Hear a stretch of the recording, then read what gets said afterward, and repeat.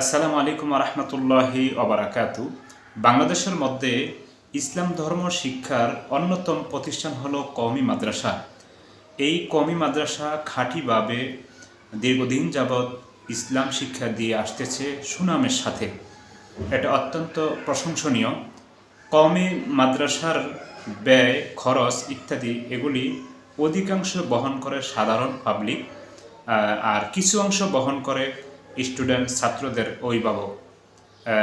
সরকারের তেমন কোনো উল্লেখযোগ্য অনুদান অথবা কোনো ধরনের সহযোগিতা নেই, বরং মাঝে মাঝে সরকারের ছত্রছায়ায় কিছু বাম লোক কওমি মাদ্রাসার উপরে চড়াও হয় এবং এগুলি যাতে স্বাধীনভাবে শিক্ষা দীক্ষা না দিতে পারে ইসলাম সম্পর্কে তারা আকারে ইঙ্গিতে বাধা দেওয়ার চেষ্টা করে, যা আমরা দেখে এসেছি।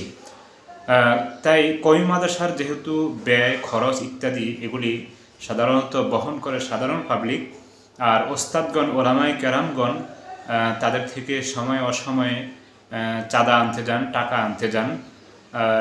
তাদের থেকে বিভিন্ন সময় বিভিন্ন প্রয়োজন দেখিয়ে ওস্তাদদের বেতন অথবা প্রতিষ্ঠানের ভবন অথবা যে কোনো অনুষ্ঠানের কথা বলে টাকা আনেন, এরকমটি হয়ে থাকে। তো আমাদের মধ্যে মারাত্মক একটি ভুল হলো যে আমরা অনেক সময় দেখা যায় বিভিন্ন প্রতিষ্ঠানের পক্ষ থেকে যাদের ওই সমস্ত ছাত্রদেরকে পাঠাই যাদের বয়স 10 বছর, 12 বছর, 14 বছর, 7 বছর এরকম। এটা অত্যন্ত দুঃখজনক বিষয় এবং গর্হিত কাজ। এই কাজটা করা ঠিক নয়, কারণ তারা কোমলমতি শিশু। তারা আসছে লেখাপড়া করতে। যদি কোনো প্রতিষ্ঠান পারে তাদের দায় দায়িত্ব নিয়ে পড়াবে, আর না হয় তাদেরকে ভর্তি করাবে না, নেবে না। কিন্তু তাদেরকে পড়াবে আর তাদেরকে চাঁদার জন্য বিভিন্ন মানুষের নিকটে পাঠিয়ে দিবে, এটা অত্যন্ত লজ্জাস্কর এবং অত্যন্ত গর্হিত কাজ। কারণ এর দ্বারা অনেক ক্ষতি হয়।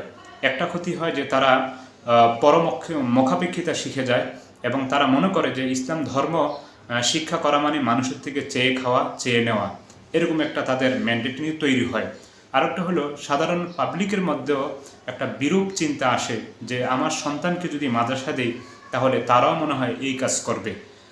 খোঁজে খাওয়া, চেয়ে খাওয়া এটা অবশ্যই ইসলাম সমর্থন করলেও কিন্তু উৎসাহ করে না, অনুৎসাহ করে। প্রয়োজনে চাইতে পারে, কিন্তু এরা তো আসছে লেখাপড়া করতে, এদেরকে পাঠানো উচিত নয়। এই সুযোগে দেখা গেছে কিছু কিছু পোলাপান নিজের পক্ষ থেকে চাইতে যায় মানুষের নিকটে এবং বানানো কিছু রসিদ বই দেখায়, অথচ প্রতিষ্ঠানের পক্ষ থেকে কিছুই বলা হয়নি বা পাঠানো হয়নি।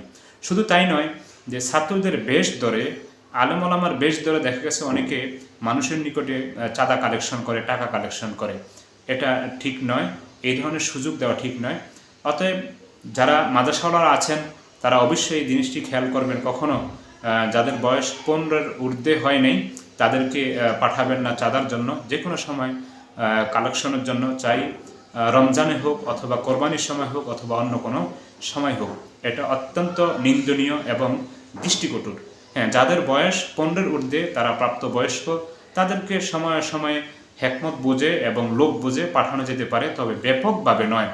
ইদানিং দেখা যায় আমাদের দেশে পাড়ায় মহল্লায় জায়গায় জায়গায় মাদ্রাসা দেওয়া হয়েছে, আর দেখা গেছে ছাত্রদেরকে যে কোনো বয়সের হোক বাস প্রতিদিন 1 দিন 2 দিন করে বিভিন্ন চাঁদা কালেকশনের জন্য পাঠানো হয়। আর সাধারণ মানুষ এগুলি দেখে খুব খারাপ খারাপ মন্তব্য করে, যার কারণে এটার একটা রেশ পড়ে ইসলাম ধর্মের উপরে, যে ইসলাম ধর্মের মধ্যে নেই কোনো কলুষতা, নেই কোনো খারাপি, সেখানে সেই চাপটা পড়ে যায়।